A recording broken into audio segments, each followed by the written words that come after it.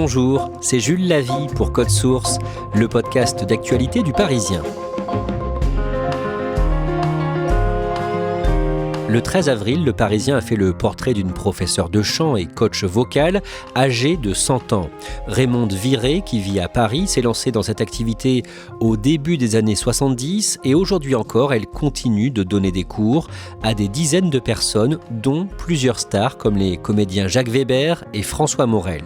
Raymonde Viré a accepté de recevoir la reporter de Code Source, Ambre Rosala, pour lui raconter son histoire.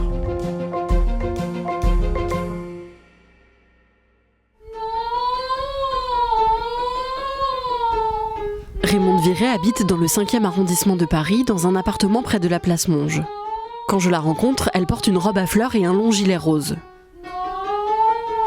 Elle est avec une élève et elle lui fait faire des vocalises. C'est ici, assise devant son piano blanc, qu'elle donne ses cours de chant 6 heures par jour, du lundi au samedi.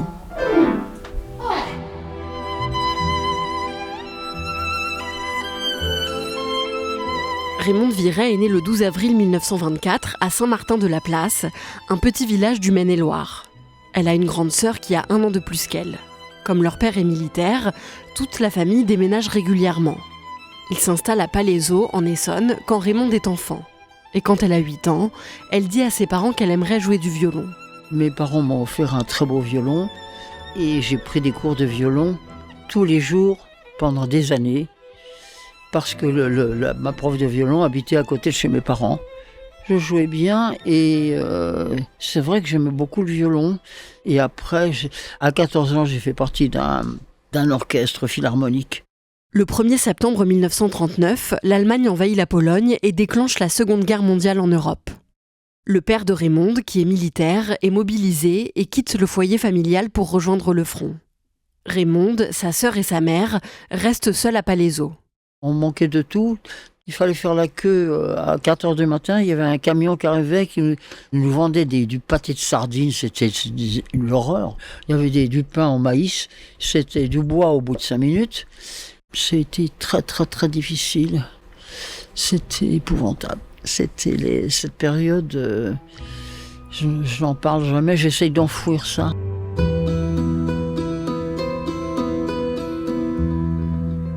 Le père de Raymonde est fait prisonnier par l'armée allemande. Raymonde, sa sœur et leur mère vivent dans des conditions très difficiles, avec très peu à manger et peu de chauffage dans leur maison. La mère de Raymonde, qui souffrait déjà d'une maladie cardiaque avant le début de la guerre, meurt le 22 janvier 1941. Raymonde a 16 ans. On avait une mère fragile et qui ne supportait pas trop les contrariétés, elle était très très très fragile et elle a fini par mourir en 41. Même, je peux dire que ma mère est morte de froid, il y avait -5 dans sa chambre quand elle est morte. Elle avait 39 ans et mon père était en captivité. Quand elle est morte, il n'a pas obtenu des Allemands la permission de venir, ne serait-ce que pour régler les problèmes consécutifs à un décès. Et il n'a pas pu. Et quand il est rentré, le 10 août 1941, sa première visite fut le cimetière. C'est le seul moment où je l'ai vu s'effondrer. Et après, il a pris le dessus pour essayer que ses filles ne soient pas malheureuses. Raymonde et sa sœur sont bouleversés par la mort de leur mère. Pour leur faire plaisir et essayer de les consoler un peu, leur père accepte de leur payer des cours de chant. Il voulait nous faire tellement plaisir. Je prenais déjà des cours de violon, ma sœur jouait du piano. Mais qu'est-ce qui ferait vraiment plaisir? Moi, j'ai envie de chanter, comme la cousine Colette. Parce que j'avais une cousine qui prenait des cours de chant chez une certaine Marguerite Jancel. Et puis c'est avéré que j'avais une voix intéressante. Et donc, elle m'a présenté à Fernand Francel, qui était professeur au Conservatoire national. Donc, il m'a préparé. Et en fin de compte, la voix était suffisamment intéressante pour que je puisse rentrer au Conservatoire. Mais il y avait quand même 600 candidats, il y avait que 10 places. Et je suis quand même rentrée 2e. Au même moment, alors qu'elle n'a que 16 ans, Raymonde entre dans la Résistance. C'est son père, lui-même devenu résistant après avoir été libéré, qui lui propose de rejoindre le mouvement. Elle accepte tout de suite, parce qu'elle veut venger sa mère, morte selon elle à cause de la dureté de la guerre. Sous une nouvelle identité, celle de Florence Roche, et grâce à de faux papiers, Raymonde mène plusieurs missions pour la résistance. Elle parcourt parfois des centaines de kilomètres à vélo dans la même journée pour délivrer des documents secrets à d'autres branches de la résistance. Il fallait avoir 16 ans. Hein. J'étais absolument inconsciente. Il y avait beaucoup de jeunes de mon réseau qui ont été arrêtés. Je me souviens, on avait une réunion dans le bas de la rue, dans le bas des Champs-Élysées. J'avais pas pu y aller. Et il y a eu une dénonciation. Ils sont tous partis en Allemagne. Ils n'en sont pas revenus. Et moi, j'étais sauvée, quoi.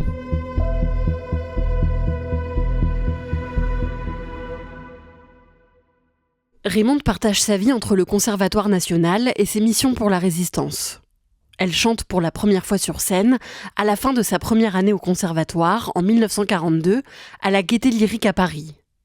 La capitale est occupée par l'armée allemande et Raymonde chante devant un parterre de soldats allemands, alors même qu'elle et d'autres musiciens font secrètement partie de la résistance. Et on était dans la résistance, le chef d'orchestre aussi, enfin donc... et puis je chantais la colombe de la paix, ou je sais pas quoi. C'est l'escadrille de la paix qui vient d'un trait du fond des nues. Ces grands oiseaux tout blancs sont venus simplement applaudir la revue. Et les Allemands étaient pleins dans la salle. Et c'était vraiment... J'avais une robe toute en tulle avec des petites colombes de la paix, etc. Ils se rendaient pas compte qu'on se foutait de leur gueule, hein, quand même, aux Allemands dans la salle. Paris est libéré en août 1944 et la Seconde Guerre mondiale prend fin en 1945. Après la guerre, Raymonde est diplômée du Conservatoire national de musique et d'art dramatique de Paris et commence une carrière d'interprète. Elle donne des concerts et fait la première partie du chanteur Yves Montand, par exemple. En 1961, quand elle a 37 ans, elle rencontre Michel Viret par le biais d'amis en commun. Et ils tombent tout de suite amoureux. Il habitait le Brésil. Il travaillait pour le laboratoire de son frère, mais donc il était au Brésil, il revenait en convalescence parce qu'il avait contracté je ne sais quelle maladie là-bas. Et puis à la convalescence, ça s'est passé au festival de jazz à Antibes. Je lui ai appris à taper des mains, ça il ne savait pas. Il avait des yeux d'un bleu magnifique et un mois après l'avoir rencontré, il me demande en mariage. Alors... moi, j'étais tout à fait d'accord, mais j'en parle à mon père. Mais il me dit, tu ne connais pas, attendons. Et je me suis mariée le 19 juin 1962. Raymonde et Michel emménagent ensemble à la Celle-Saint-Cloud dans les Yvelines. Le 27 juillet 1963, elle donne naissance à leur fils Jean-Michel. Je l'ai eu à 39 ans. J'avais tout oublié. Je chantais plus, j'avais mon fils. Un enfant unique à 39 ans et quand on sait qu'on n'en aura pas d'autres. C'est quelque chose de fou. J'ai dû l'étouffer du reste les premières années, je suppose. Après la naissance de son fils, Raymonde met un terme à sa carrière de chanteuse, mais elle continue de donner des petits concerts lors de galas de charité. En 1971, à 47 ans, elle cofonde le Conservatoire national de la Celle-Saint-Cloud. Après ça, elle décide de devenir professeure de chant et de donner des cours particuliers pour toutes celles et ceux qui, de manière chantée ou non, veulent apprendre à mieux se servir de leur voix. L'art du chant, c'est l'art de la respiration. Ce n'est que ça. Si tu sais bien respirer, tu sais bien chanter, tu sais bien parler. On a un joli timbre ou on ne l'a pas. Ça ne fabrique pas. Mais moi, je peux placer la voix. C'est-à-dire, au lieu d'intervenir sur les cordes vocales, on va travailler le bas-ventre, on va travailler sur le diaphragme. Pour les voix parlées... je fais travailler des avocats, des gens qui ont besoin de leur voix pour qu'elle porte. C'est un gros travail, gros travail. Il faut compter un an et demi pour placer la voix. Qu'est-ce qui vous plaît dans l'enseignement ? Découvrir une voix. J'ai un instrument, là moi, j'ai mon piano, j'ai les blanches et les noires, je le vois. L'instrument, je n'ai que le contour, Je vois pas ce qui va se passer à l'intérieur. C'est une découverte, alors je donne les bases. Alors tu ouvres la bouche, tu soulèves le voile du palais, ta langue est plate, le bout de la langue repose sur les racines des dents inférieures, tu prends ton air par la bouche, tu pousses, et ça sort. C'est beau ça. Quand elle commence ses cours particuliers, le bouche à oreille fonctionne bien et Raymonde a de plus en plus d'élèves. Petit à petit, elle se fait repérer et se met à donner des cours à des célébrités. Elle devient par exemple la professeure de chant du comédien François Morel, du chanteur Maxime Le Forestier ou encore de l'acteur Jacques Weber. Jacques Weber, quand il est arrivé la première fois, là, il rentre dans l'encadreur de la porte. Moi, j'étais au 36e dessous. Et alors, avec sa grande carcasse, là, il s'est mis à chanter en travaillant en descendant le diaphragme. C'était un bonheur. C'est un bonheur. Il a une très jolie voix, il a un charisme fou, il a un timbre extraordinaire. Mais il ne serait pas venu ici, je ne suis pas sûr qu'il ferait encore une carrière. Weber, je crois que il n'y a pas plus timide, il n'y a pas plus humble que cet homme-là chez moi. Il est très très simple, très gentil. Or, il ne donne pas toujours l'impression de l'être. Ah oui, je le dis, c'est vrai que ça a été c'est mon meilleur élève. Oui. Depuis plus de 50 ans, Raymonde donne des cours à des chanteurs, des comédiens, des avocats ou encore des journalistes. Au fil des années, elle a créé un lien très fort avec tous ses élèves, pour qui les cours hebdomadaires de Raymonde sont bien plus que des cours de chant. Un journaliste vidéo du Parisien a pu en interviewer quelques-uns. Ça fait 10 ans que je prends des cours de chant chez Raymonde. Et donc chaque semaine, je viens la voir et on fait des vocalises, on se raconte notre vie. Et grâce à Raymonde, je respire la vie. C'est bien plus qu'un cours de chant. C'est combien de gens ont pleuré, se sont livrés, ont raconté des choses qu'ils n'avaient jamais racontées. C'est une vraie thérapie en fait.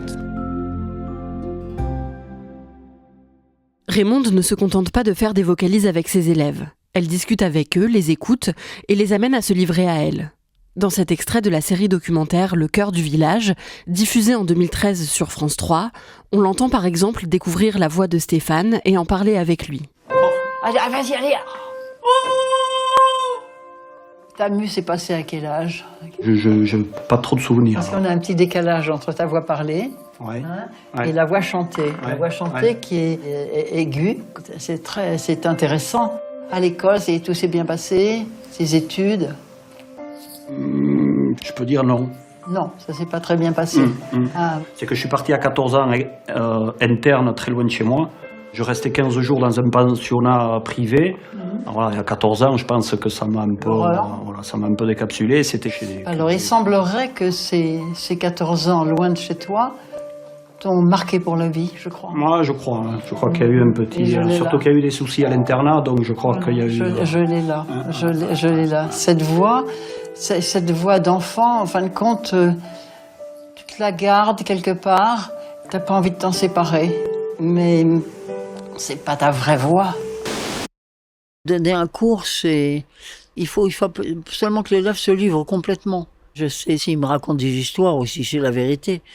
Donc, on triche pas ici. On ne peut pas tricher.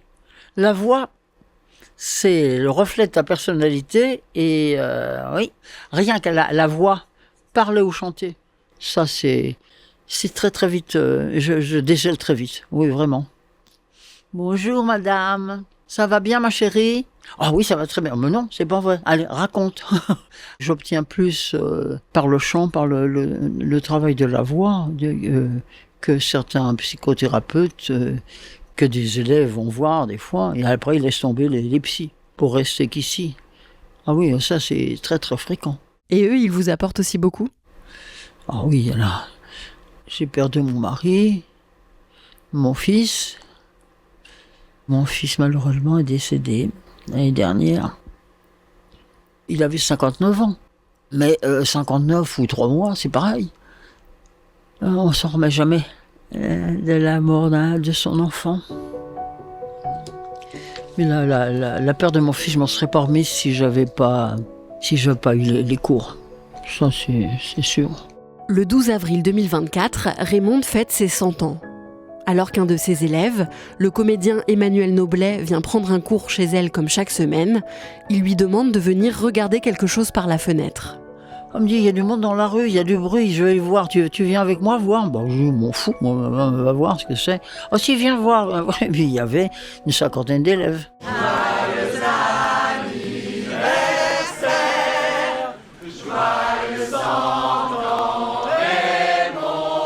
C'était super sympa de voir la rue pleine d'élèves, certains que j'avais pas vus depuis une dizaine d'années. Ça fait un drôle d'effet quand même. Hein. J'ai pleuré. Ils m'ont souhaité un anniversaire dingue. Hein. C'était trop mignon. On t'aime. Et vous voulez continuer à enseigner encore longtemps ? Tant que j'aurai des oreilles et des yeux, tant que je serai en possession de mes moyens, tant que je saurai écouter, tant que je saurai voir, déceler, tout ça, je vois pas pourquoi j'arrêterai.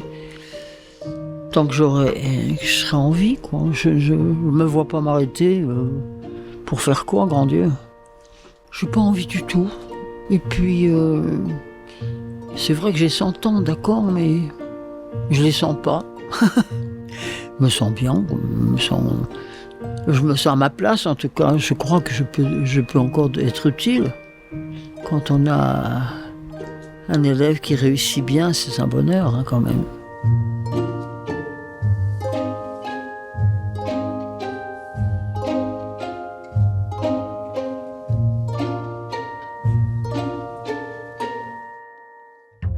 Merci Ambre Rosala et merci à Éric Bureau pour son aide. Cet épisode de Code Source a été produit par Thibault Lambert et Raphaël Pueyo. Réalisation Pierre Chaffanjon. Code Source est le podcast d'actualité du Parisien. Nous vous proposons également 2 autres podcasts disponibles eux aussi sur toutes les plateformes audio. Crime Story, une grande affaire criminelle chaque samedi, et Le Sacre jusqu'à Paris 2024. Chaque mercredi, les confidences de médaillés d'or olympiques ou paralympiques. N'hésitez pas à nous écrire pour nous faire des retours. Codesource@leparisien.fr.